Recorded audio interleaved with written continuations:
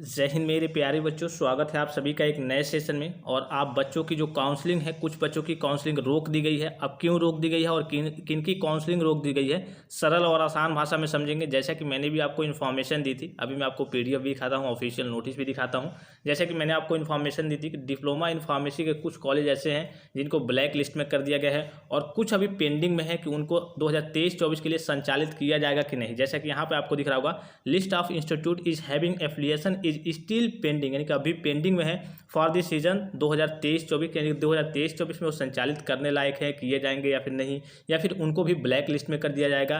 तो इसकी नोटिस मैंने आपको टेलीग्राम पे दी थी। अब जो आज की नोटिस आई है और जिनका कहिए कि काउंसलिंग रोक दिया गया है, उनकी काउंसलिंग नहीं होगी। वो आपके जो बच्चे हैं, डिप्लोमा इन फार्मेसी के बच्चे हैं, उनकी काउंसलिंग को रोक दिया गया है। अब क्यों रोका गया है, यहाँ पे चलिए ऑफिशियल नोटिस के माध्यम से समझते हैं सरल और आसान भाषा में।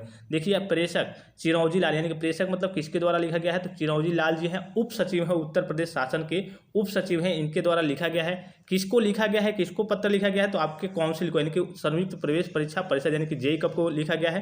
देखिए, सेवा में सचिव जो आपके जेई कप के सचिव हैं, यानी कि संयुक्त प्रवेश परीक्षा परिषद के सचिव हैं लखनऊ, उनके लिए लिखा गया है। संयुक्त प्रवेश परीक्षा के सचिव के लिए लिखा गया है। और क्या लिखा गया है, यहाँ देखिए, जो नोटिस है आपकी 20 अगस्त की, यानी कि कल ही की नोटिस है। और इसमें कहा गया है, विषय की बात करें तो यहाँ देखिए, डिप्लोमा इन फार्मेसी पाठ्यक्रम की काउंसलिंग की तिथि को विस्तारित किए जाने के संबंध में, विस्तारित मतलब रोके जाने के संबंध में, या फिर कहिए कि बढ़ाए जाने के संबंध में। और यहाँ आप देखिए महोदय, उपयुक्त के विषय का आपके पत्रांक संख्या इतना इतना इतना, इससे कोई मतलब नहीं होता आपको, ठीक है। दिनांक 20 अगस्त 2023 के संदर्भ में मुझे यह कहने का निर्देश हुआ है कि शैक्षिक सत्र 2023-24 हेतु डिप्लोमा इन फार्मेसी पाठ्यक्रम को छोड़कर इंजीनियरिंग एवं अन्य पाठ्यक्रम की ऑनलाइन काउंसलिंग पूर्व निर्धारित, यानी कि पहले निर्धारित जो शेड्यूल जारी किया गया है उसी के मतलब अनुसार संपन्न कराई जाएंगी। डिप्लोमा इन फार्मेसी के पाठ्यक्रम की काउंसलिंग के शेड्यूल के बारे में पृथक, यानी कि अलग से बाद में निर्णय लिया जाएगा, यानी कि बाद में जानकारी दी जाएगी। तो जितने भी बच्चे डिप्लोमा इन फार्मेसी कोर्सेज के लिए थे, उन्होंने अप्लाई किया था, एंट्रेंस एग्जाम दिया था, तो उनका जो काउंसलिंग है, अभी जाएंगे आप काउंसलिंग कराने, या फिर हो सकता है आपने चॉइस फिल कर दिया होगा, लॉक भी कर दिया होगा।